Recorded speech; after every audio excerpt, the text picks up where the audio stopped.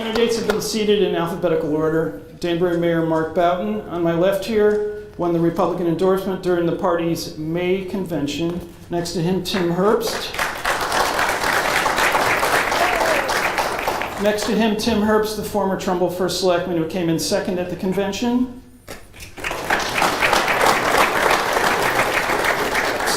Steve Obsitnik of Westport, a tech entrepreneur who secured enough support at the convention to attain the primary ballot.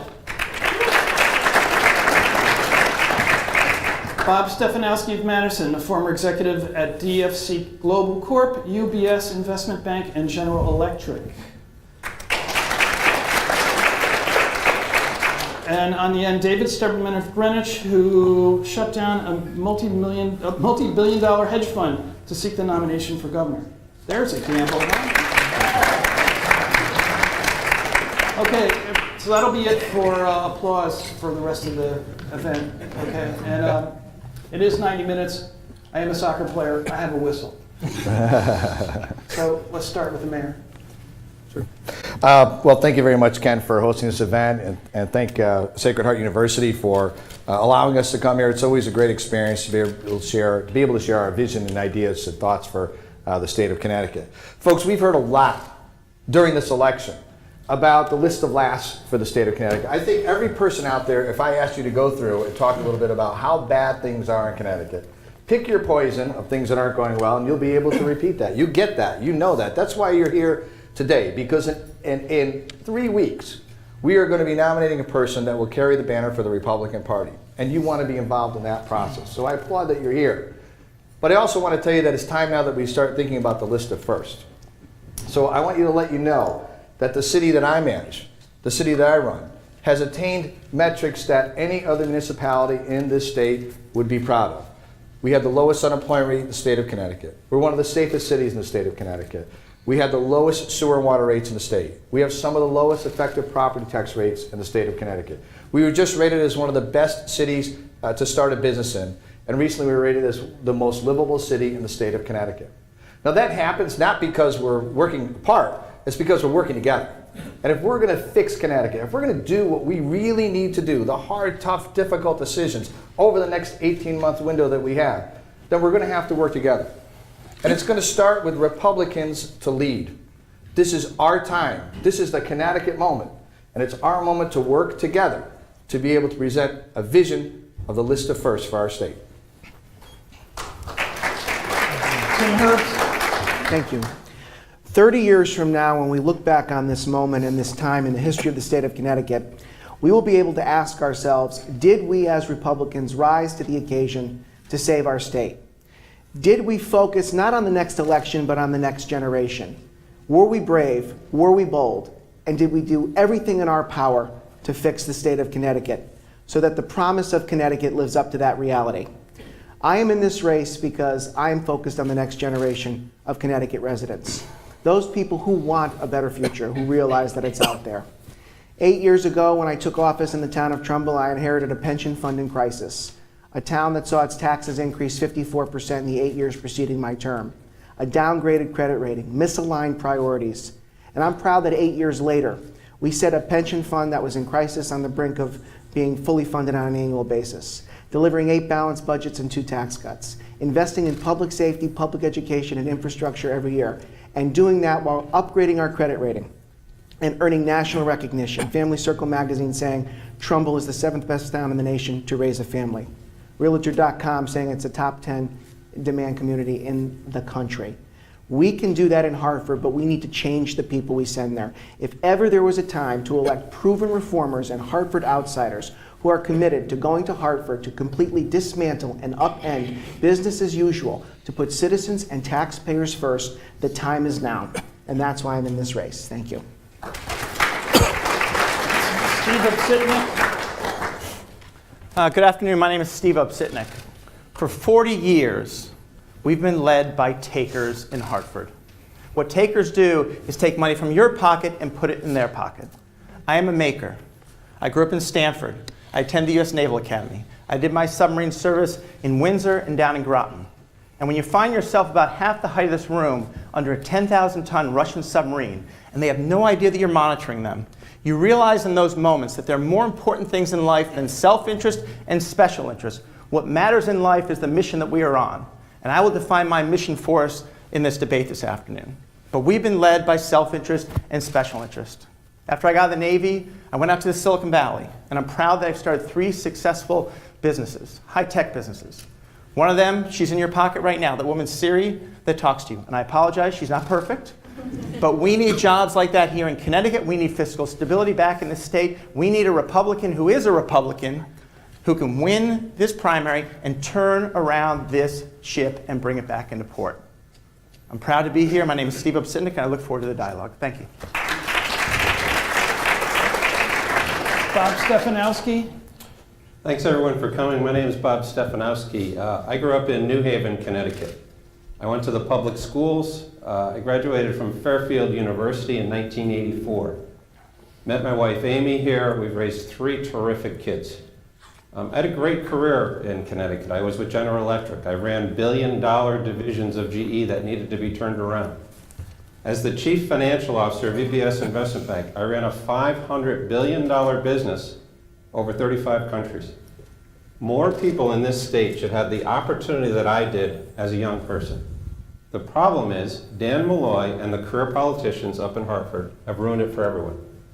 So what are we going to do about it? I've got a 5-step plan to get this state back on course. Eliminate the death tax. Get rid of it. Make Connecticut a place where companies want to be again. Phase out the corporate tax over 2 years. This state flourished before the income tax in 1991. We need to get rid of it. We need to get rid of it over 8 years. To fund those tax cuts, I am going to rip cost out of this government like you've never seen. We're going to rip cost out. We're going to use it to fund tax reductions, and that's going to grow the economy. And finally, a taxpayer bill of rights. Give the power back to the people of Connecticut. Give young people in Connecticut the same opportunity that I had 30 years ago. That's why I'm running for governor. That's why I'm here tonight. I look forward to the discussion. David Stemmerman. Thank you, Ken. Thank you, everybody, for being here today. We're only 3 weeks away from our primary day, and the time has come not just for introductions, but to distinguish among the candidates here. We are at a university here where, if this is like the average, 2 out of the 3 graduates are going to leave this state after they graduate because there's not a job opportunity here.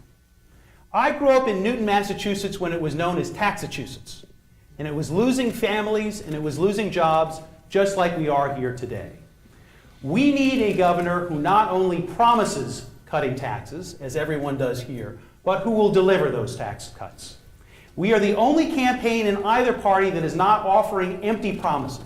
There are 2 candidates here that have based their campaign on eliminating the personal income tax.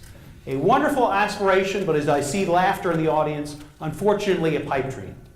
We have 2 career politicians here in a year where we need change. And they have track records of raising taxes almost every year in which they were in office. I went to the Capitol just a week ago saying, we need to do something different. We need to take our state back. We need to end these conflicts of interest that allows the Speaker of the House to be a full-time paid employee of the union and to vote on the benefits that are drowning this state in debt. If you want that kind of leadership, I want your support. Thank you.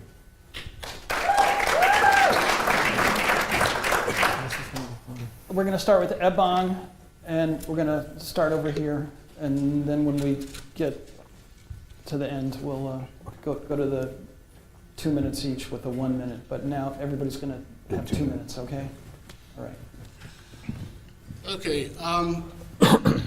Mayor Boughton, WSHU Public Radio is a listener-supported radio, and we got some questions from our listeners. So I'd like to start with a listener question. Okay. This is from Alan and Trudy. They say that the traffic through Connecticut each day is represented by many other states than Connecticut. It behooves the state to add tolls on the roads. The analysis for this was started several years ago, and it should not take over $1 million to finally decide in a positive way.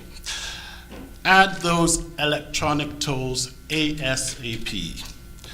Our infrastructure must be repaired. there should be a lockbox for infrastructure use. And I should note here that the lockbox is on the ballot this November. So, what's your response to Alan and Trudy? Well, I would agree with them that we definitely need improvements to our infrastructure, both of our highway system as well as our rail system, our ports and harbors. None of those are being utilized the way they ought to be. But let me just be very clear about tolls. I will strap myself to I-95 before I'll let a toll be put in anywhere on our highways in this state. And there's a reason for that. The reason for that is each of you out there have already paid for infrastructure work in form of the highest gas tax, one of the highest gas taxes in the United States of America. Why would you pay twice for the same work? It makes absolutely no sense. This is a question of culture, and as much as it's a question of how do you get the work done. It's changing the culture of the legislature so they won't raid the transportation fund. It's making sure that if you have a lockbox, that it actually works. I have deep reservations about the one that's proposed on the ballot, and the reason for that is that we've had promises by this government before. They promised to take the lotto money and fund education. Remember that one? And then they turned around and said to you, look, we're going to have an income tax, but we're going to have a constitutional spending cap. Remember that one? So why would we believe that if we allow them to generate more revenue, they're going to spend it on what they say they're going to spend it? There's a better way to do things. One, we recommend that we scale down some of our projects. Make them doable so that we'll be able to travel on 95 and 84 in our lifetime, not have to worry about never being able to see relief in our commute. Two, reinstitute the Transportation Strategy Board. Three, make sure that any bonding that this state goes on, 30% of everything that's bonded is used for traffic and infrastructure improvements around the state of Connecticut. If we can just start with those things, we can begin to change the culture of Hartford, which is to spend, and then more spending. Look, there are deep problems with tolls. Don't think it's as easy as you think it is. I just looked at one of the studies, and by the way, how offensive for the governor to want to spend $10 million on a study that's already been completed. I mean, that's why we're going broke, folks. We can't even figure out how to pay for a simple study. There's 3 on the shelf. One of them that I've read has a cost to go from Danbury to Hartford of $40. $40 to pay in tolls. Tim Herbst. I'm opposed to tolls. First, I don't want him getting injured on I-95. We do that at everyone. We do that everywhere. But secondly, here's what I would say to Alan and Trudy. The more revenue you give Hartford, the more they find a way to misappropriate it. And I think it's a disgrace that we had to wait till the end of October to have a budget approved. And transportation advocates told the governor and the legislature, give us the additional 0.5% in the sales tax, don't cap us on bonding, and we can fund the projects that have been approved. And then 3 months later, Dan Malloy canceled $4 billion of approved transportation infrastructure projects because his OPM secretary didn't even have the capacity to go to Wall Street to negotiate a successful bond sale to fund these projects because the state transportation fund is on the brink of insolvency. Before you talk about additional revenue enhancements to fix our infrastructure, let's get to the root of the problem and how we're spending the money. And is the money being spent on nice-to-haves or need-to-haves? When you look at 91, 95, the Merritt Parkway, Metro North, and Shoreline East, one thing is clear. We are not spending money on the need-to-haves. But we are spending tens of millions of dollars on a busway to nowhere from New Britain to Hartford that nobody uses. It's a question of priorities. When I'm elected the governor of the state of Connecticut, on day one, there will be a comprehensive forensic audit of the Special Transportation Fund. We're going to see where the money's being spent. Further, this DOT commissioner has increased operating expenses to the tune of 60%. The more we spend on operating is the less we spend on capital. We have to focus on priorities, audit the STF and make sure the money is going to core priorities, and look at other revenue sources like taking state assets that we are not using, lease them back potentially, and use the revenues derived therefrom and dedicate that back to the Special Transportation Fund. We have to recognize in this state we do not have a revenue problem, we have a spending problem, and we need a governor that's going to draw a line in the sand and say enough. Steve Upsitnik. Hey, folks, can we keep the applause to the end? Can you wait to the end? You're interfering with the time that these people want to get their points across. Go ahead, Steve. Thank you, Ken. No to tolls. Because whenever we send more money to career politicians in Hartford, we know what happens. It gets spent on some other project. So we do need to secure this lockbox on this referendum in November. It's $1.5 billion growing to $2 billion over the next 4 to 5 years. We had a saying in the Navy, it's not what you expect, it's what you inspect. Because in the Navy, you learn leadership lessons and what you need to do about attention to detail. Why do we spend $440,000 to build a mile of road in Connecticut, but then around the country it averages $180,000? Why is it 3 times more expensive to build a road here? Why do we spend something like $400 for a gallon of paint to paint the orange DOT trucks? Why did they dig up Route 136 outside my house last September when there was no problem? So we need to get in, look at priorities, and make sure they're aligned to the reality of what we can spend. The reality is we spent about $800 million on a train line and a bus route to practically nowhere that will address 2,500 people each week using it. 125,000 people a week, 125,000 use Metro North coming into and out of the city. If that $700 million was put on there, getting the trains faster, do you think I would have lost 30 minutes a day with my wife who commutes into the city? Or you with your loved one, or getting you back from the city? This is about moving people to jobs and jobs to people. We have the money, we have the means, we just have to have the will and the plan to execute upon it. Bob Stefanowski. So, again, no to tolls. What is a toll at the end of the day? It's just another tax. I've signed a pledge as governor of Connecticut. I will not increase taxes by 1 iota. A toll is a disguised tax. Well, let's talk about where we got here. This is the difference between the public sector and the private sector. Think about what happened. They put a gas tax in, and they said, we're going to use that to fix the roads. But then somebody in Hartford said, well, we can't really trust you to do that, so you need to put it in a lockbox to protect yourselves from yourself. So they put in this fictional lockbox. Then what do? They rate it when they need it again. And then we talk about tolls for months, and it finally goes away. And what does Dan Malloy want to do? He wants to put a study as part of the bonding today to spend $10 million on something that the majority of the people in this state do not want. The insanity needs to end, ladies and gentlemen. We need somebody to run this state who knows how to run it like a business. There's a lot of things we can do. The first thing is we have to start with economic growth, because no matter how many big plans we want, about an hour from here or an hour to there, if we don't have the money to fund it, we're never going to be able to do it. You know how to get that money? Cut taxes. Cut the corporate tax. Get people to want to be back in this state. That will drive increased tax revenues over the medium term that we can use to fund improvements in infrastructure. Reprioritization. Stop wasting what little money we have on buses to nowhere and spend it where it's going to have some value. And finally, bring in the private sector. And if you've never worked in the private sector, it's very, very hard to call $1 billion private equity fund and figure out how to refurbish Bradley Airport. We need people that have done it before. Other states have done it. They brought in the private sector to help them on their problems. So to answer your question, it's raising money through a growth in the economy. It's absolutely not taxes. It's more prioritization. And it's bringing in some discipline to this government that has not been here for the last 10 to 15 years. Thank you. David Stemmerman. Rebuilding our transportation infrastructure is vitally important. As you think about why our state used to be booming, how did we attract people and businesses, our location is one of our critical advantages. But when the train is slower than it was in 1970, and when I-95 just out here is the 3rd most congested road in the country, we're not getting the job done.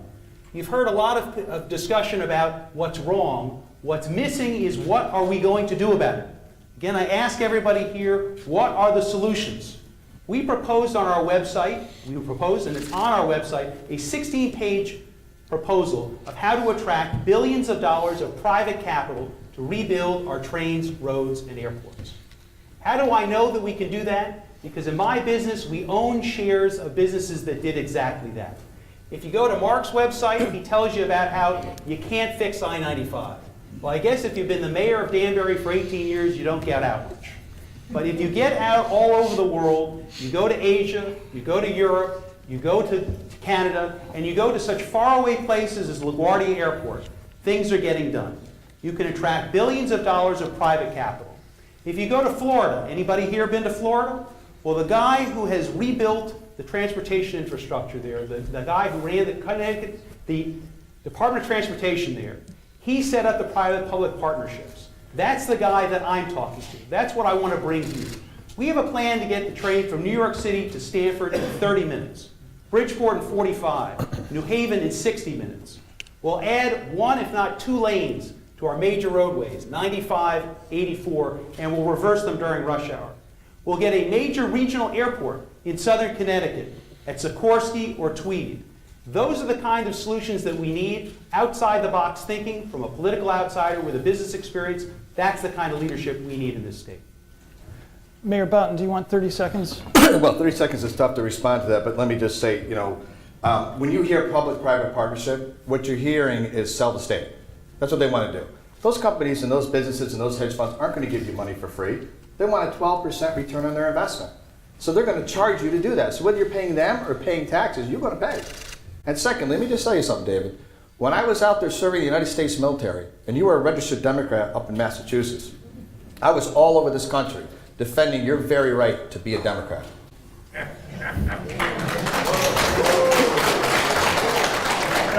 Thank you, Mark. It's delightful to have you on stage joining us this evening. In terms of my track record, there's a lot of noise that's gone back and forth in terms of party affiliation. Let's remember the record here. Our president, Donald Trump, was a Republican for 4 years before he announced that he was then going to run for office. Ronald Reagan, same, 4 years. I have been a Republican for 14 years, consistently supporting our party. And so I believe I have earned the right to represent our party going forward. Thank you. Next question is Gary Rose, starting with Tim Herbst. So we're going to do the 2 minutes. 2 minutes down the line and back. Yeah. No. 2 Everybody minutes. gets 2 minutes for everybody. Yeah. Got it. Until Okay. we go all the way down the line once. Okay. Thank you, Ken, and good afternoon, gentlemen. Good to see you again.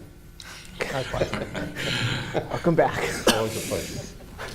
I want to talk about our state's aging population for a moment. A recent report by the Connecticut Commission on Women, Children, and Seniors here in Connecticut projects that by 2025, almost every local community in Connecticut will have at least 20% of its population aged 65 years of age or over. With the state senior population increase, there will, of course, be a need for more social services, nursing homes, and Medicaid expenditures. So, as governor, what will your plan be to confront and meet the needs of a state population that is growing older with each decade? And I would appreciate some specifics on this. Thank you. Tim Herbst. Gary, I'm glad you asked that question, because during my 8 years as first selectman of the town of Trumbull, I looked at the statistics of Fairfield County specifically, and my town of Trumbull, and saw the rate at which the senior population would grow and continue to grow, because baby boomers are getting older, and people are living longer. My 93-year-old grandfather's here at this debate, and served his country in World War II, part of the greatest generation. And we're all here today because of them. And we have a moral obligation to take care of the elderly, take care of our seniors. So to get to the root of your question, we have to make the state affordable for our seniors, but we also have to have a plan to care for them. So under my plan, I want to eliminate the Social Security tax for our seniors. I want to eliminate the tax on retirement income. I want to develop a plan where we do what other states have done with respect to our social services. Connecticut has a hybrid model. We have a hybrid model where some of those services come from the government and some of those services come from private 501c3s. I have found that the 501c3s do 3 times as good a job at 1/3 of the cost. I believe that we should allow them to do all of it or more of it. So under my plan, we do that. And the state could realize not only a savings of about $750 million, we're improving the care of the seniors that need it the most. This is clearly going to be an issue for the next governor as our population ages. But we have to make Connecticut affordable for our seniors for this reason. And we have to care for our seniors for this reason. We are seeing a mass exodus of seniors that are leaving the state of Connecticut in record numbers.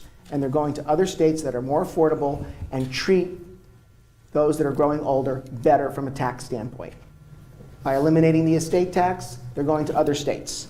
And what happens when seniors leave our state is that it's going to compound an already bad problem. It's going to exacerbate the deficit.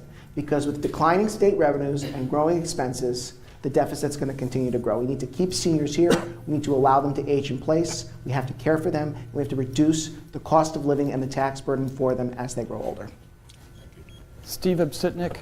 Actually, the population of seniors in Connecticut is growing, and actually, it's a trend in America. Every day, for the next 20 years, every day, 10,000 people will retire. I don't view that as downside. I view that as upside. As a person who's built high-tech businesses, and with my 5-step plan to build 300,000 jobs in Connecticut over the next 8 years, this is a central part to doing that. One industry we need to focus on is healthcare delivery. Okay? So through policies and procedures and working with the private sector and nonprofits, we can be a center of excellence for senior living in the United States. We have Yale Geriatric Center as an example, one of the best in the world. If we adjust our tax policies on getting rid of taxation on Social Security and pensions, as well as on estate taxes, we can retain and attract people here. There are towns around us. Right now, I was in New Canaan and Fairfield, who are aggressively working to create housing units that are affordable and accessible for seniors. Because seniors pay taxes. Seniors, until they get older, don't take a lot of services because they don't have kids in the school system. Seniors are charitable. Seniors are a jobs project because they employ home health aides along the way. Seniors can help us, if we get them here, working with our businesses and our universities, create products of the future. So I believe that this is not an error scenario for Connecticut, but this is an upside given our quality of life. If we can get the cost of living down, leverage our resources in here, in these knowledge corridors I talk about, from Hartford to New Haven, Groton to Greenwich, because in there are all the resources we need, public and private and nonprofit, to address this market opportunity. And we can be entirely unique in the United States if we grab onto this trend. Thank you. Bob Stefanowski. So my dad's 88.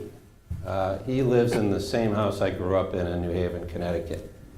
My mom passed away about a year ago. They were together for about 70 years. And my dad growing up, we didn't have a lot of money. They never bought a new car. It was always a used car. We went on one vacation a year. We went up to Poland Spring, Maine. And it has nothing to do with me being Polish, but for whatever reason, we went to Poland Spring, Maine for a week in a cottage. My mom got dementia about 4 years ago, and my dad said, I'm not putting her in healthcare. He said, for better or for worse, I want her in the house. So here's a guy who had never bought a new car in his entire life. Here's a guy that $1 or $2 was infinitely valuable to him. And now he's paying thousands of dollars a week for round-the-clock care to have somebody in the house to take care of my mom. It's morally wrong, it's ethically wrong, it's economically wrong, and it's horrible that it has to happen, and that's just one example of a ton of stuff going on in this state. And you're right, it's getting worse. There's more people aging. We need to have the private sector get involved where people can contribute to plans that take care of them when they get into these situations. My wife and I did it after seeing what I went through with my dad. It is extraordinarily expensive. 90% of people out there can't afford to do it. We need to protect our seniors. We need to get rid of the estate tax. We need to lower the tax burden, and we need to let people in this state retire and pass away with the dignity that they had their entire life. Dan Malloy has not allowed us to do it, and as governor, I guarantee after what I just went through, I will make sure it's a top priority in my administration. Thank you. David Stemmerman. Gary, thank you for your question. Tim, I share your view that this is an issue of affordability more than anything else. As I go all around the state and I talk to our seniors, people who in many cases they've served in the military, all they want to do is they want to be with their families. They want to be with their children and their grandchildren. As I think about my life, my wife and I, we have 5 children. We have 2 girls, we have 3 boys. My oldest daughter, who I taught how to drive a bicycle, is now driving a car. And my concern is after she goes to college that she won't come back here. What we all want when we get to be seniors is to enjoy our families. But the issue of how to deal with that, I think, is very similar across the board. How are we going to lower taxes for our seniors? How are we going to make energy costs more affordable? How are we going to make health care more affordable so that people are literally not forced out of their homes? One of the areas I want to spend a moment on is energy costs. It's not a topic that we hear about much. but it's an important one if you're living on a fixed income. We have the second highest energy costs of any state in the country other than Hawaii. And if you're living on a fixed income, that's a terrible, terrible situation. So again, I come back to who actually has solutions with this? Why is that the case? Well, in this state, we have very limited access to natural gas. Our governor, who doesn't seem to be able to get along with anyone, has been unable to get along with either New York, with a Democratic governor, or Massachusetts, with a Republican governor, to get us pipeline access so we could lower the cost of living for our seniors. In terms of health care as well, health care is of critical importance so that we make sure that we have access. The incredible interference and mandates we have in this state have driven up health care costs to outrageous levels. I spoke with a business owner that said it costs $9,000 more to get a premium for the same coverage in Connecticut as it does in New York. We need somebody who's going to change those regulations, make it more affordable for our seniors. Mayor Boughton? Obviously, the challenge that we have is our residents are aging, and we have to have a plan to be able to accommodate them. Certainly, aging in place is the best strategy, the best methodology through all the research that we know of to be able to keep people in their homes and let them live out their final days in dignity, as already been described. But I think we can look at what some other states are doing to make that happen and, frankly, rip them off and copy them. Basically, look at Florida with the homestead exemption. We ought to be offering a homestead exemption here in Connecticut. So you get a break on your property taxes because you're not sending kids to school and you're not using a lot of the services that other families are using.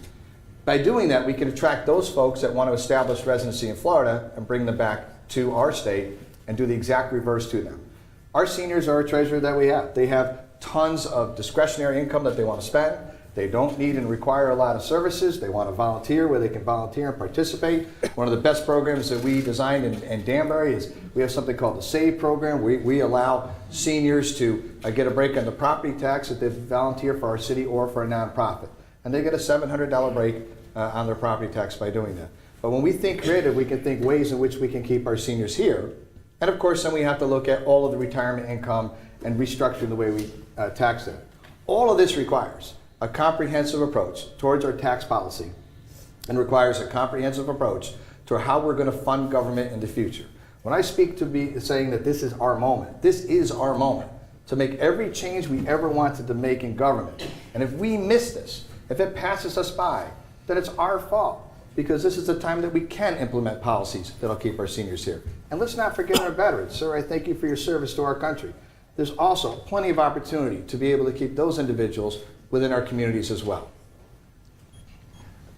Caitlin Krazel for Steve Obsitnik. 2 minutes for everybody. Taxes are everyone's favorite topic.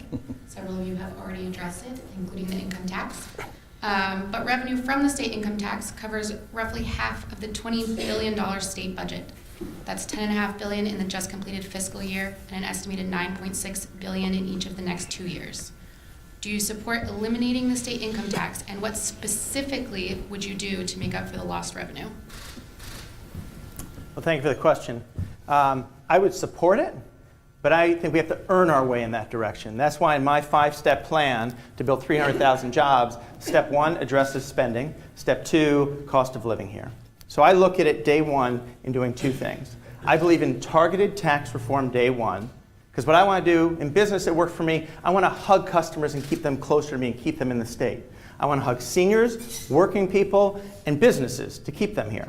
So what we said before, as far as seniors, eliminating the estate tax and taxation on pensions and Social Security. If you make $100,000 or less, bring your marginal rate from 5.5 down to 4%, and phase out the corporate tax over 3 years. That costs about 5% of our revenues, about $500 million. But you get a big impact of hugging people to say, and breathe and say, I can actually stay in Connecticut. Step 2, we have to go after $3.5 billion of spending that the state's involved with. We have some great state reps here today, and for the last 8 years, Republicans have put forward 16 balanced budgets. We have plenty of ideas out there, right? And again, I'm not the smartest person in the room, but I'm the best listener and leader of the candidates. So I will work with the legislature to pull in those ideas. There's $2 billion of efficiency savings, For example, why do we have 3 departments? We have a Department of Early Childhood Education, a Department of K-12 Education, and a Department of Higher Education. Why don't we just have one Department of Education? And I can go through many other examples. Another large savings is on Medicaid. We spend $3 billion a year on it. We're the only state that self-administers the Medicaid. Every other state uses Aetna and United Healthcare, previous customers of mine. And you can save 20% in efficiency gains. That's $500 million a year. So in these big cost buckets, there are opportunities to bring efficiency back without increasing taxes. Once again, it was said, we have a spending problem. We do not have a tax problem in this state. Bob Stefanowski. So Caitlin, I thought for sure I was going to get that question. Listen, ladies and gentlemen, I'm the only person on this stage that has both introduced a plan to get rid of the state income tax and signed a firm pledge to not raise taxes as long as I am governor of Connecticut. Not only can we do it, we have to do it. If you look at the state of Connecticut before 1991, we were the fastest growing state in the entire nation. Fastest. Since that time, despite 4 tax increases, major tax increases, our economy is the 3rd, 4th lowest in the nation. So this concept that raising the tax rate drives incremental tax dollars is wrong in and of itself. Look at what Dan Malloy has done. Tax revenues are down. And what does he do? He keeps raising the rate. So how do we pay for it? Okay, first of all, we need to right-size government. Government is too big. There's too many layers. It's bloated. When I went in, I was the chief financial officer of UBS Investment Bank. I introduced zero-based budgeting. I had every department come in. I said, I don't care what was in your budget last year. It's zero. And we took out costs like nobody's ever seen. We took $1 billion of cost out. There's still $16 billion of cost that's discretionary in this budget that we can go after. We need to renegotiate CBAC. It's too big of a drain. We can use that savings to put tax cuts. We need to reprioritize. We need to start putting, not into buses to nowhere, but into infrastructure and education. We need to revitalize our cities. And that doesn't mean giving Hartford another $500 million. Any city that has a mill rate of over 40 is essentially bankrupt, and we need to deal with it. Now, you're going to hear you can't do it. You're going to hear it's pie in the sky. You're going to hear a million acronyms over the next minute. I guarantee you, we have to do it. Other states have done it. I've done it in the private sector. We need a leader who's bold. We don't want any more people saying it can't be done. We need people who say it can be done, and let's try our best to get there and revitalize this state and get it back to what it used to be. And that's what I'm going to do. David Stemmerman. Caitlin, thank you for the question. The reason that our state is at the brink of fiscal collapse is that for decades, career politicians and union leaders have made promises they could not keep with money they did not have. We have 2 candidates on this stage who have made exactly those same kind of empty promises, Bob and Mark. And for Mark, who is a career politician for whom this is his 3rd shot at running for this office, I'm not surprised that he would go for broke. For Bob, who is somebody who's been responsible in the business world for a bottom line, he should be ashamed for putting out a proposal that he knows the numbers don't work. Let's spend a moment on the numbers here. The personal income tax comprises half of our receipts, half of them. The idea that we're going to eliminate them is a fantasy. And it is the same kind of empty promise that has led our government to now being in a position where we are at risk of defaulting on our debt. And I would ask each of you to give those details. How are you going to make the numbers work? I view, though, it is critical that we cut our taxes. The only way that we're going to be able to afford it, because your question was, how are we going to get there? We need to not reform our retiree liabilities, not reform our contracts, but restructure them. There is no way that we can cut any taxes otherwise. And we're the only candidate in either party that has been honest about that. We have a $2 billion budget deficit. We need to restructure those retirement liabilities. We need to have flexibility in our contracts. We propose a $3 billion tax cut. We go from 7 income tax brackets down to 3. First $10,000, you pay nothing. The middle brackets go from 5 and 5.5 to 4. The top bracket is 5. This is a realistic plan. We outline $2 billion of cost saves, $1 billion of getting rid of special deals in our tax code, so the numbers work. That's the kind of plan that can be delivered. That's what we need here in Connecticut. Bob, why don't you take 30 seconds if you would like? Who gets the first shot back? You, Me? you do, because the mayor's you going to for get that. the question anyway. So I get 2 minutes, 30 seconds? I'm shocked. After the way you've handled yourself, turning this campaign into a smear campaign over last week, you say I should be embarrassed? You should be embarrassed, Mr. Stemmerman, and you should think before you speak. This guy has bought stocks his entire life. He's never run anything. I've run big businesses. I've taken out $1 billion of cost. I've introduced new products to drive revenues. That's what we need in this state. We don't need more hollow promises. We don't need attack ads. We don't need a bunch of nonsense up here. We need to talk about who is the best person with the right experience to drive this state forward. Thank you. David, do you want to react to that for 30 quick seconds as opposed to 40 longer seconds? That'll be. We'll get to you guys. We'll get to you guys. That's quite a slam. I own stocks. Yes, most people in this room, that's how we retire. We own stocks. Yes. But about your career, you have people believe that you're some kind of a rebuilder. You haven't worked for GE for 10 years. In the introduction, DFC, we haven't heard about DFC. DFC is a payday lender, which is the business that you ran for the last 3 years. It was fined by millions of dollars for charging interest rates of over 2,000%, engaging in business practices that are illegal in the state of Connecticut. Is that what we need in our next leader? I don't think so. This could take all day. Yeah, well, you know, 30 seconds moves Because believe quickly. me, I'm ready for him. I'm sure they'll remember the question. Let me so just go- respond to that and we'll leave it alone. Yes, please. Listen, that company did some bad things before it came in. I'm proud of what I did in that company. I fired 20 of the top 30 people. I reversed all the bad practices, and I refunded every dollar to the people that were impacted. You know why employee funds like the state of Connecticut are bankrupt right now? Because people like you trade in their stock, living in mansions in Greenwich with thousands of bathrooms, losing money for the people in the pension plans. That's why we are where we are. You're proud of your record, David, skimming money off of trading stocks and having pension plans all across the country be bankrupt because of it. I'm very comfortable with my track record in the private sector. Thank you. Thanks for not applauding, folks. Okay, how about one more rejoinder and then we can move on. I promise I won't punch back again this time. So, Bob, you may not have remembered, but this is a Republican primary. And in a Republican primary, we actually celebrate success. In a Republican Party, we believe in free enterprise. We believe in investing people's capital and generating a return. We don't toss out epithets from a poll-tested claims about disparaging people because they've been successful. The success I have, I've earned. It's exactly that kind of success that I look to bring to everybody here in our state. Okay, thanks.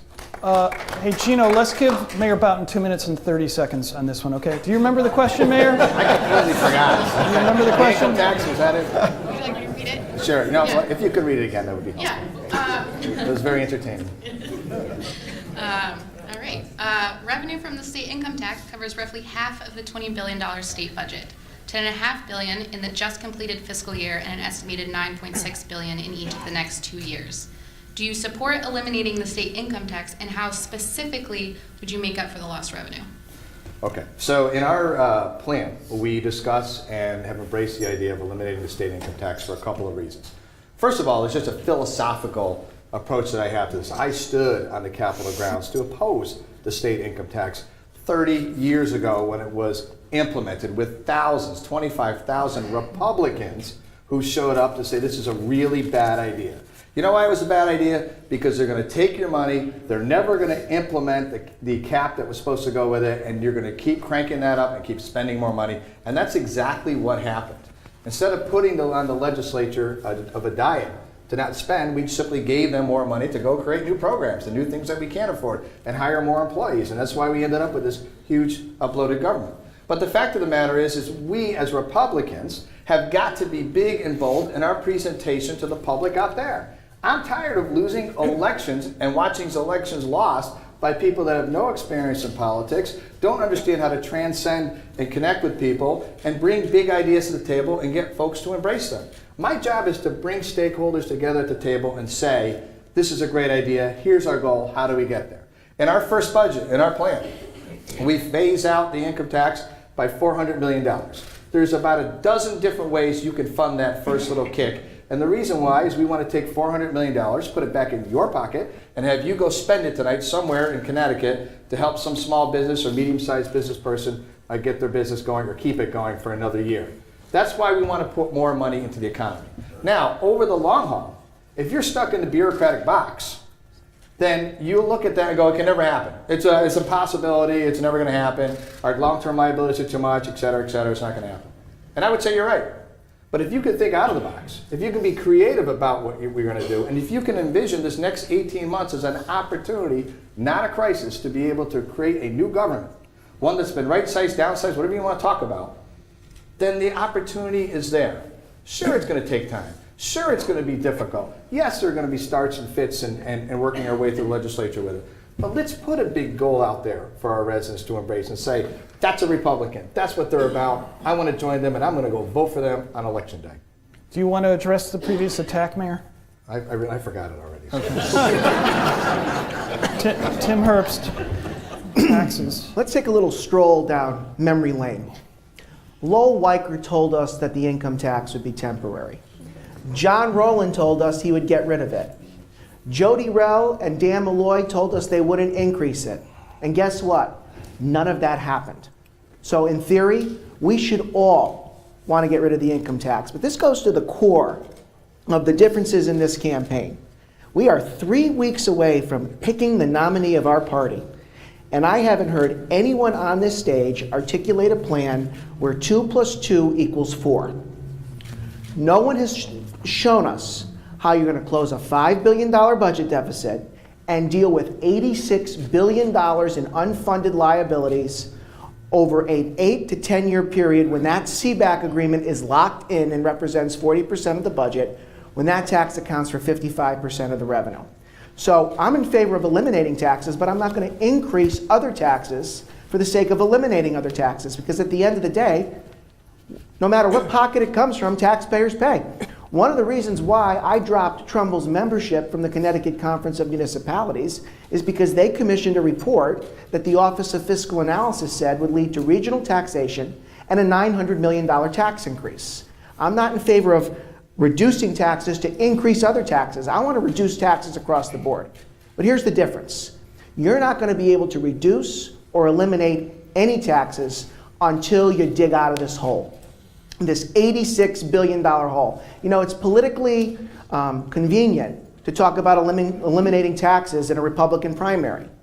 But a lot of people don't want to talk about taking on big labor special interests and unfunded liabilities because they're worried about blowback with the general election. It's time for Republicans to start acting like Republicans and recognizing that 2 + 2 doesn't = 5, 2 + 2 = 4. We need a tax plan that adds up, reducing the estate tax, Social Security tax, and income tax, but with a long-term plan to finally deal with these unfunded liabilities which are crushing our state.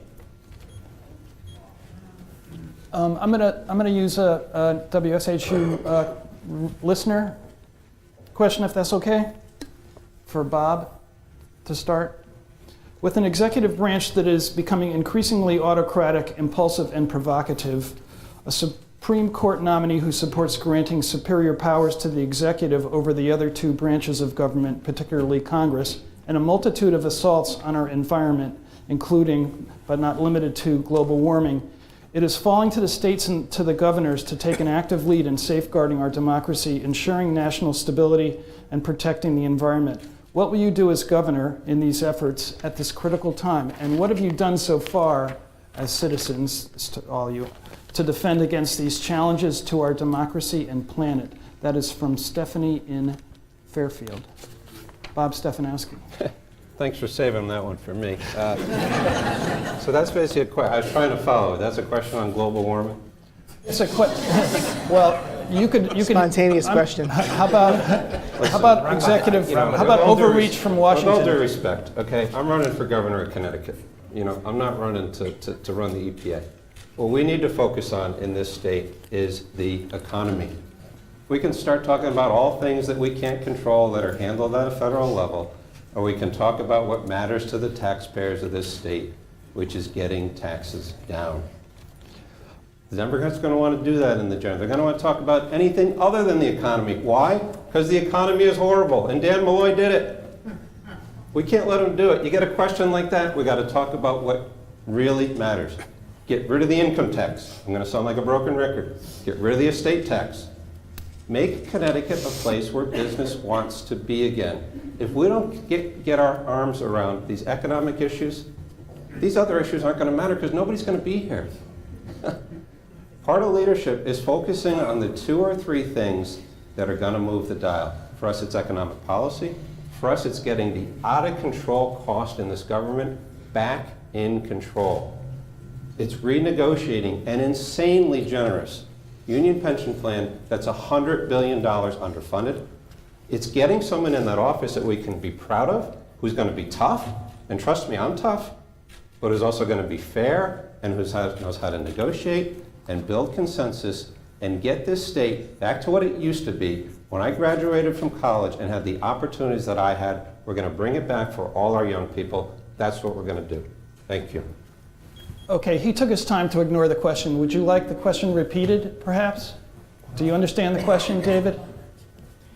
Executive overreach from Washington, global warming, what are you going to do as governor of Connecticut? Governor of Connecticut. Thank you, Ken. So I think that the core frustration that is being expressed here in this question is about having government that is out of control and no longer being responsive and run by the people of Connecticut. And the concerns are whether it be the executive branch in Washington or, as we talk about in Connecticut, the challenges that we have in this state about our running our state appropriately. And just a week ago, I went up to our Capitol to address this very issue with our 5th and final policy proposal on good government of taking our state back. We have, with our state employee unions, effectively a 4th branch of government. And the reason for that is that we have a lopsided political process. We have one set of rules if you're a business and another set of rules if you're a state employee union. In Washington, we've been concerned for our federal elections that concentrating too much power in organizations is going to corrupt our political process. And so we do not allow either corporations or unions to participate. That is not true in this state. In this state, we have laws that prevent businesses who are state contractors from participating. We showed a list that was 93 pages long. Businesses from Wells Fargo to West Hartford Yoga that can't participate in our electoral process. Yet here we have the state employee unions are able to contribute and to influence our elections. We need a governor who is going to take the state back for the people. In terms of what are we going to do about our environment?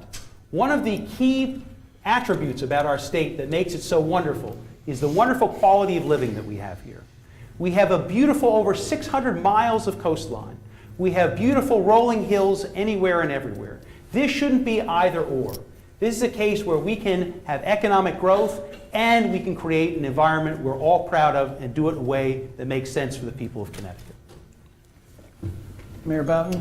Yeah, I would disagree with the premise of the question, if I understood it correctly, in the sense that I don't necessarily interpret the movements of our president or the recent appointee to the Supreme Court, Kavanaugh. I would disagree with how they surmise those people in their positions. Having said that, there's no question that this is a Connecticut election. And this election will be decided come November on the failed policies of Dan Malloy and the Democrats who have run this legislature into the ground. That's what this election is about. And shame on us if we let anybody push us off that focus of what we need to do.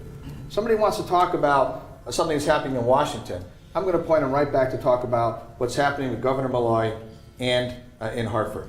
That's a discussion that we need to have. In terms of energy, I support sustainable energy projects when they're appropriate and when they're affordable and when they will help us open our portfolio of different kinds of sustainable energy. We have Fuel Cell Energy in Danbury, great company that we've helped expand and working closely, who have begun to expand their plant in Torrington in terms of being able to add more jobs. And so we're about ready to cut the ribbon on a demonstration facility in our city that will bring people from all over the world to watch this technology work.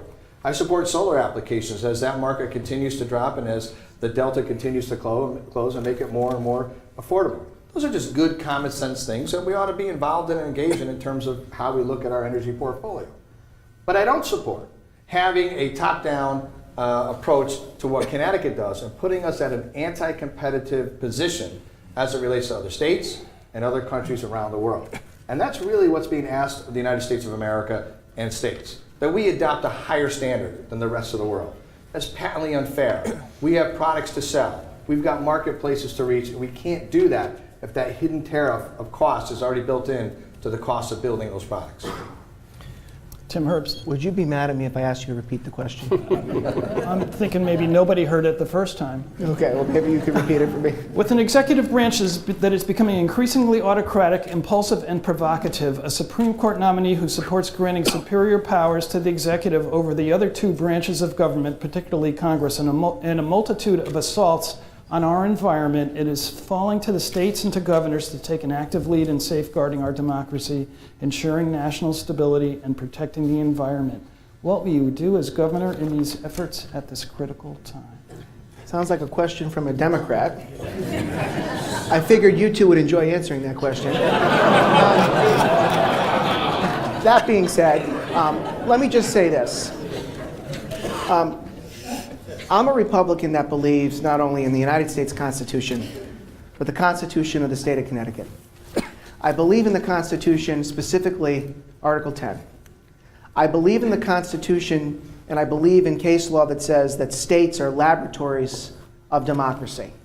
I don't believe in a federal government that has, maybe that's the Kidding? question, Nicole.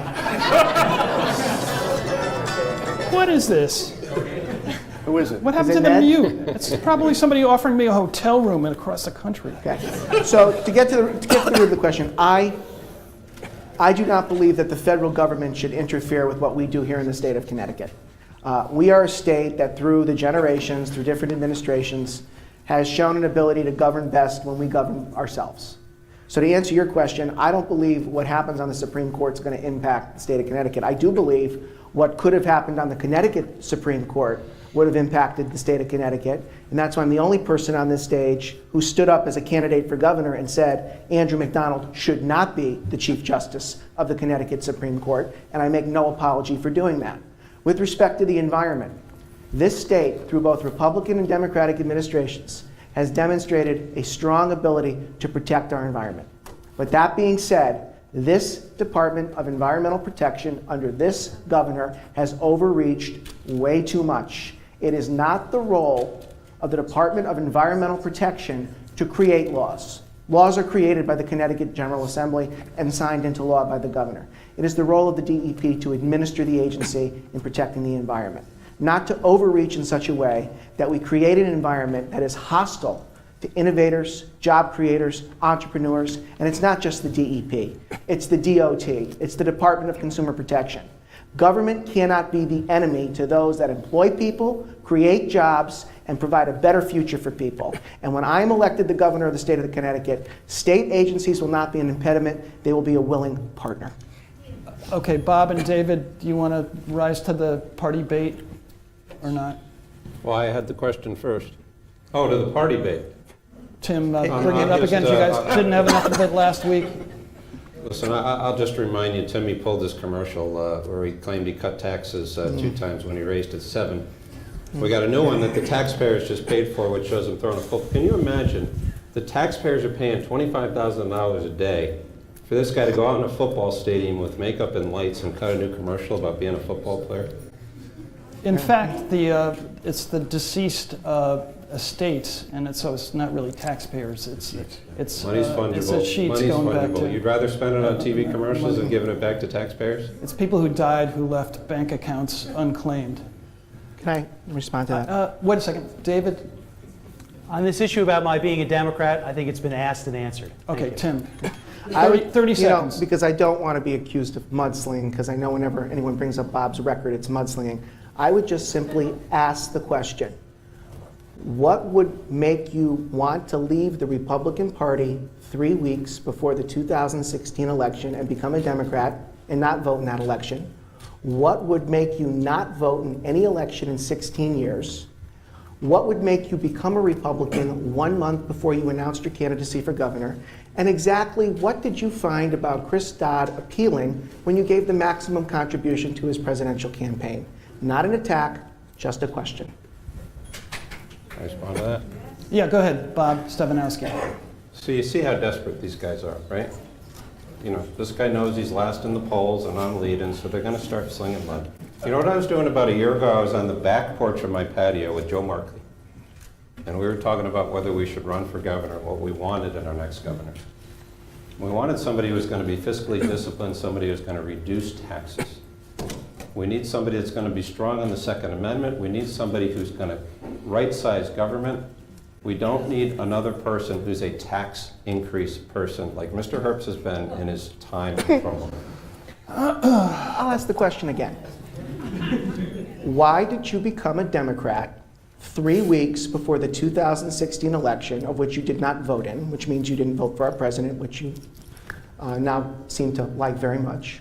Why didn't you vote in 16 years? You didn't vote for George Bush, Mitt Romney, John McCain, Donald Trump. Why did you become a Republican 1 month before you announced your candidacy for governor? And what exactly do you find appealing about Chris Dodd that you would give him the maximum contribution in his run for president, other than the fact that he's the chairman or was the chairman of the banking committee and regulated the industry that you worked in? Okay. You gotta let me respond to that. Yeah, no, you're right. You know, to me, I know you've never had a real job in your life, but you know, when you work in the corporate sector, you got to get involved on both sides of the aisle. And at the same time, you know, I was overseas, and we've asked and answered this question as well, but at the same time I was overseas, you were raising taxes 7 times. And it's not so much that you raise taxes 7 times, that's okay, I get it. But the fact that you then put a TV commercial out saying that you lowered it twice, Which we did. and you ignore the 7 increases, Which we did. There's your politician right there. 38% increase in taxes. That's it, that's this 30 guy. seconds. Oh, brother, okay. All right, take 10 seconds, let's move on. I would just like to ask Mr. Stefanowski how he expects the people of the state of Connecticut to vote for him when he couldn't be bothered with voting for any of us. The politicians that he complains about, he had a chance to throw out of office and chose not to. Okay. But he did have time to fill out contribution forms to Chris Dodd when he wasn't filling out his I absentee think you ballot. made your point. You made your point. Thanks for your cooperation and quiet, people. We're down to 20 minutes or so. Ebon? I still get to ask the question. Oh, Steve! Steve! Sorry, Steve. Steve, can we just... well, you know how to navigate, so you can probably find your way back to the original question, right? I do, because I think the question is answered, that this is about, the heart of it is leadership and character. Leadership and character in your governor. And I think we saw some examples up here, which you all have to pick what path you want to go down. And, you know, I've spent, you said I didn't have any government service at the beginning, 9 years in the military. I would count that as government service. Ken? Yeah, I think, well, yeah. And what you learn when you go to sea and you shut that hatch is that you don't pick who you go to sea with. And you have to learn how to work with people and work through differences along the way.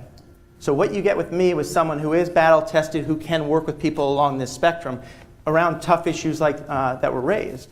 And we can go into many examples of how Massachusetts and Rhode Island are running circles around us when it comes to renewable energy and everything else. But I think this election will come down for you all now and in the general election to a very simple thing: makers versus takers.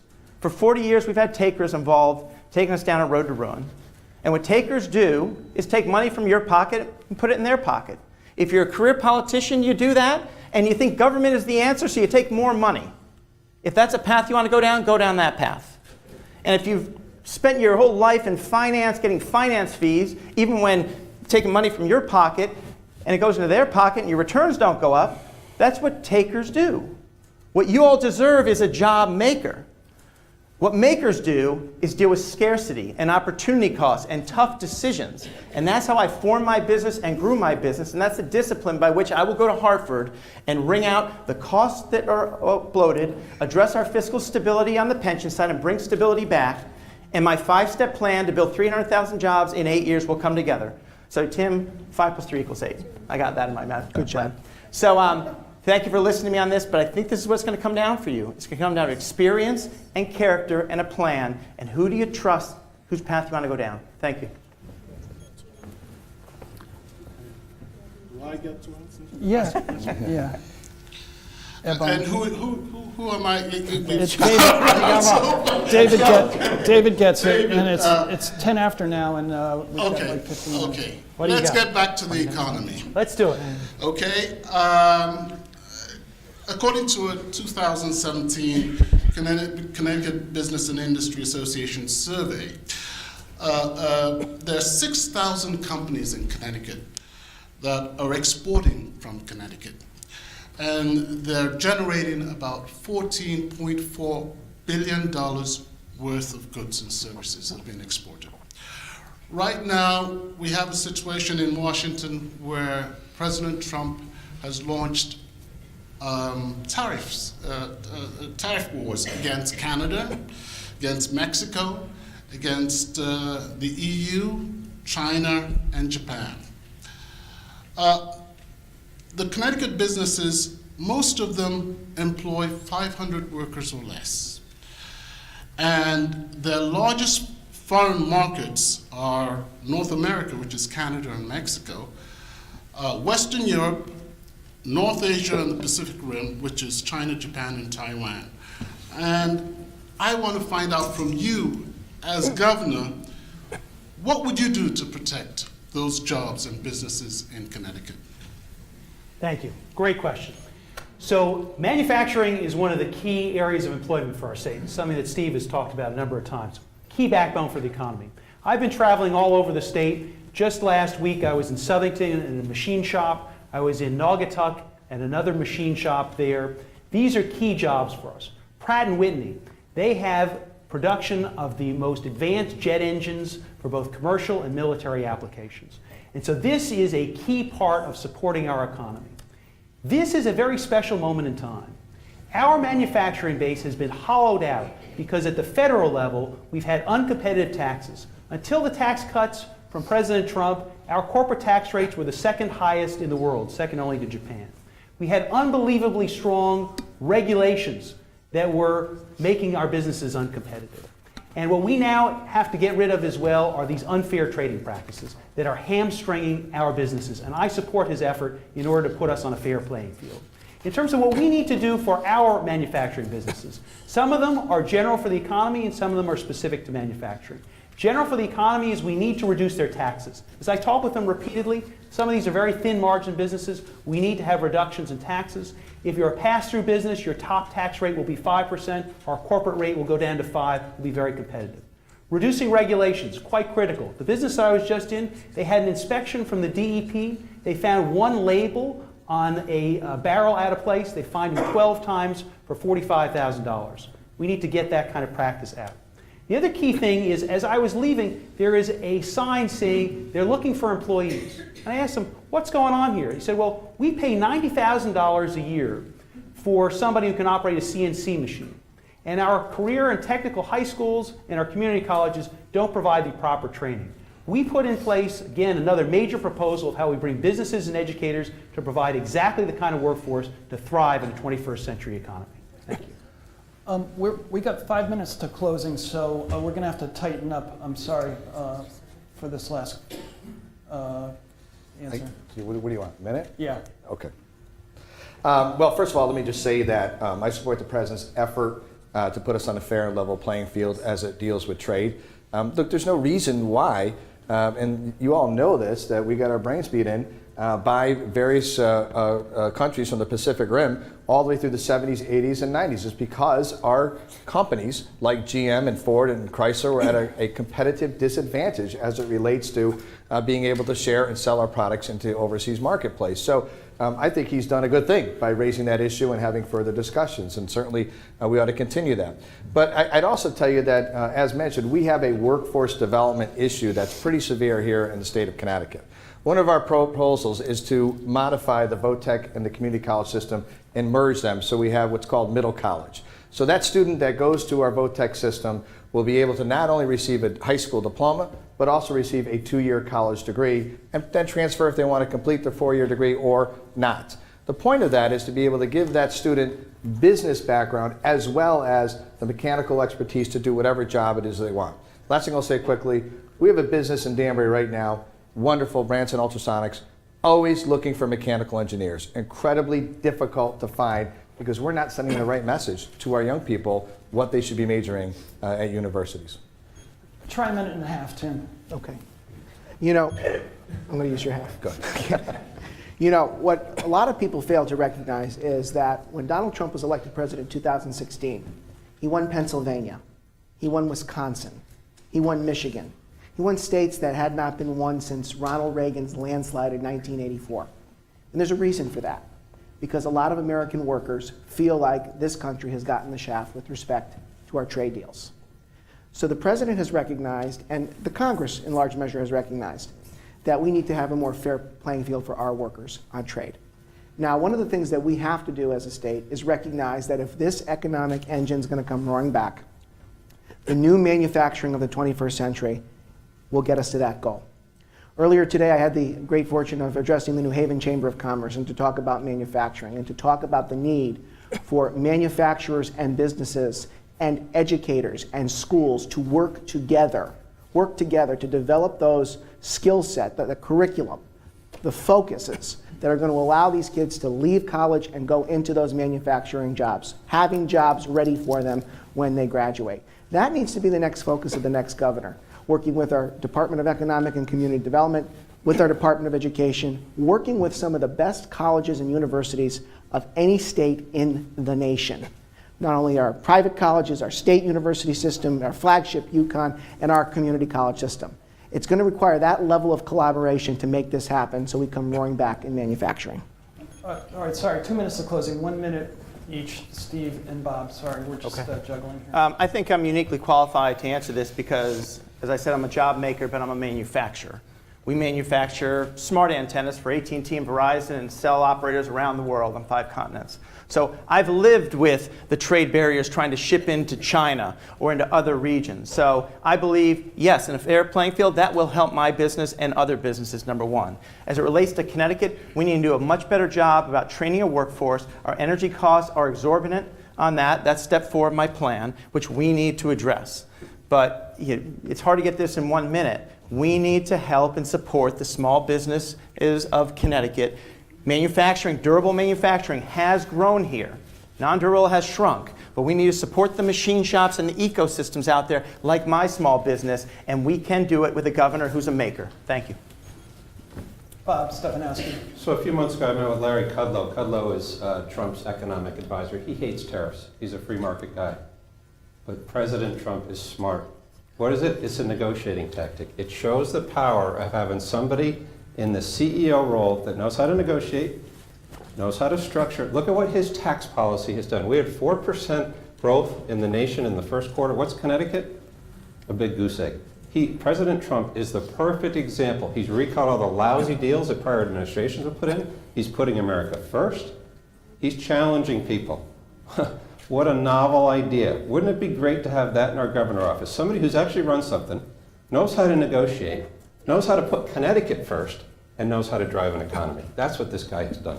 And quite honestly, it's amazing he's done it so quickly. Okay, closing comments. I'll start on the other end. Yeah, let's start at the other end. David, go ahead.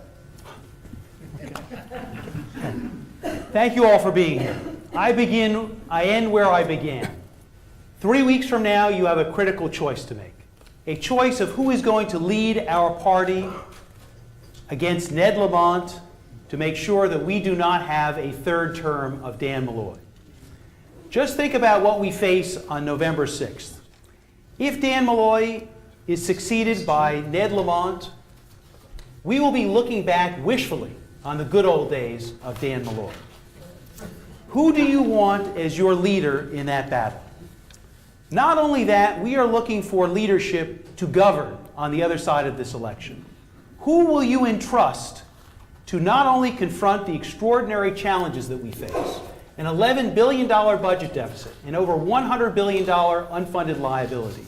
But critically, who will be able to tap into the tremendous potential that we have here? My wife and I, we have 5 children, and they inspire me in the way that I think about the promise for the future. This is our 2nd debate in a row in a university. Gary, it's good to see you. You seem to be here each time. And we are reminded here about tremendous potential. I am here in Connecticut by choice. I came here to get a job. I came here to raise my family with my 5 children. And I chose to start a business here from a single desk, which grew to manage billions of dollars for our clients all over the world. And I chose to come here because it was the best place in the country to live, work, and raise a family. We are the only campaign in either side that has the vision, that has the plan to do it, but critically has the will. I have gone to Hartford and I have presented a plan that would give us the ability to take our state back. And I say to you again, join me. Let's save Connecticut. Bob Stefanowski. So thanks everyone for coming on a warm Tuesday afternoon. I can tell you got a little bit heated up here as well. Listen, if you guys truly want more of the same, if you want another career politician or somebody that's starting to look a lot like one, to try to fix the problems that the career politicians have gotten us into in this state, I'm not your guy, to be honest about it. But if you want someone who's run anything near the size of the state of Connecticut, somebody who's run a $500 billion business as chief financial officer, someone who's made a career of turning around billion-dollar failing organizations, then you may want to reconsider. I'm an outsider. I'm a business person. I know how to negotiate. I know how to build alliances. I know how to cut costs. And I know how to execute on a plan. Look what happens in the state of Connecticut. They go through a budget process, and our Democratic governor gets thrown out of the budget negotiations by his own party. I mean, you can't make it up. Haven't we had enough of this? So what are we going to do? We're going to get rid of the estate tax. We're going to lower the corporate tax so that businesses and jobs come back to this state. We're going to eliminate the state income tax. We have to do it. We're going to use zero-based budgeting to rip cost out of this state like you've never seen.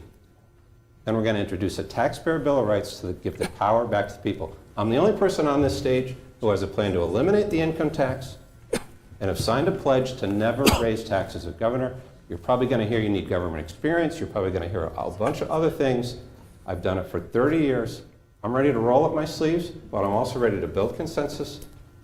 I'm ready to build teams, and I'm ready to get it done for this state. Thank you very much for your attention this afternoon. Steve Obsitnik. Well, thank you again for hosting this debate here. I teach entrepreneurship and business here in this school. And the first class of a few months ago, I had 40 seniors.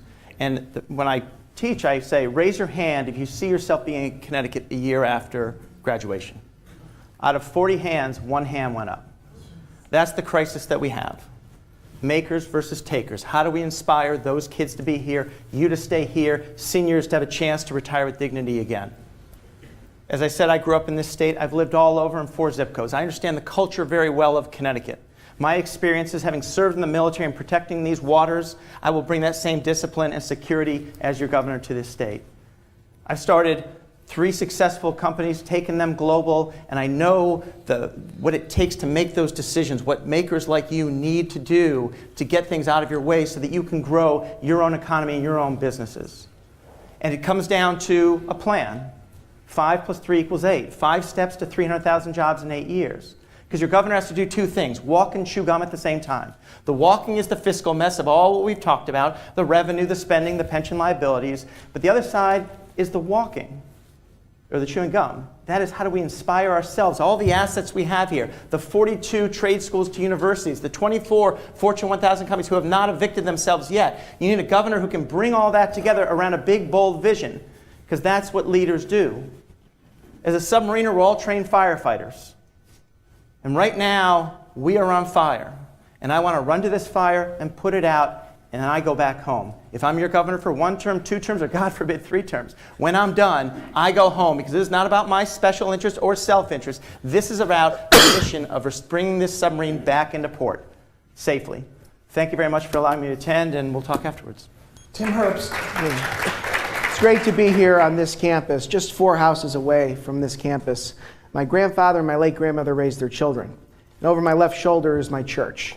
And I think about the words of my late grandmother, who once said that character is who you are when nobody is watching you. Ladies and gentlemen, you're going to make a very important choice in the next 3 weeks. And as I have conducted this campaign over almost 2 years, and in all 9 debates, I have said that this primary contest comes down to one word, and that word is trust.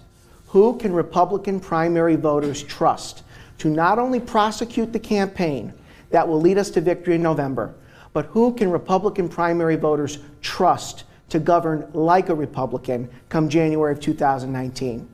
I did not find my value system in a poll or a focus group. I don't need consultants to tell me what I feel and what I believe. With me, what you see is what you get. I am a fighter. And if ever there was a time to send proven reformers and Hartford outsiders to the Gold Dome to completely dismantle and upend business as usual, to fight for the people of the state of Connecticut, it's now. I did it in Trumbull, fixing a broken pension system, cutting taxes, balancing budgets, investing in infrastructure, and working to create a nationally recognized school system. We can do it in Hartford, but if we're going to change Hartford, we have to change the people we send there. As you begin to make this decision, make this choice, you have to ask yourself, who has the guts, who has the fire in their belly, who has the vision, and who has the commitment to get the job done, not only on November 6th, but to get the job done for all the people of the state of Connecticut come January of 2019. Ladies and gentlemen, I believe I am that candidate. I ask for your vote. I need your help. Working together, let's make sure that the reality of Connecticut lives up to the promise of Connecticut. Thank you. Mayor Bowden. Thank you very much for hosting this event. It's been a great opportunity to discuss the challenges that face our state. Look, I am proud to be the endorsed candidate for the Republican Party for governor in the state of Connecticut. So if we're going to talk about how are we going to win this election beyond 3 weeks, but into November, we got to first decide to nominate a Republican. That would be the first step. Secondly, we've got to look at and understand that the challenges that we face are huge, but they're not insurmountable. This is a moment of opportunity for us here in the state of Connecticut. This is our moment, like I talked about at the very beginning of this particular debate. So let's embrace the moment, let's embrace the opportunity, and let's understand that it's our time to recreate Connecticut to what it ought to be. And what should it be? It should be very much a city like I lead right now. A city that leads in just about every metric that you can have. You see, when I wake up in the morning, I don't have one boss or one chairman of the board that I have to report to. I have 85,000 residents that I work for. And when I'm your governor, I'll have 3.2 million residents that I work for. That's just the difference between doing what I do and what anybody else does. So when I bring good metrics, when we take things like lowering the unemployment rate, eliminating the income tax, when we take things like having some of the lowest property taxes for a major city in the state of Connecticut, when we have the lowest sewer water rates in the state of Connecticut, when we've been labeled as the most livable city in the state of Connecticut, and just 2 years ago by USA Today as the #2 small city in the United States of America, that's real, that's definable, and that's why we need to embrace this moment. You know, you all came here, or your ancestors came here, because this was the envy of New England. When I'm done as your governor, this will once again be the envy of New England. God bless you and God bless America. Thanks for your time.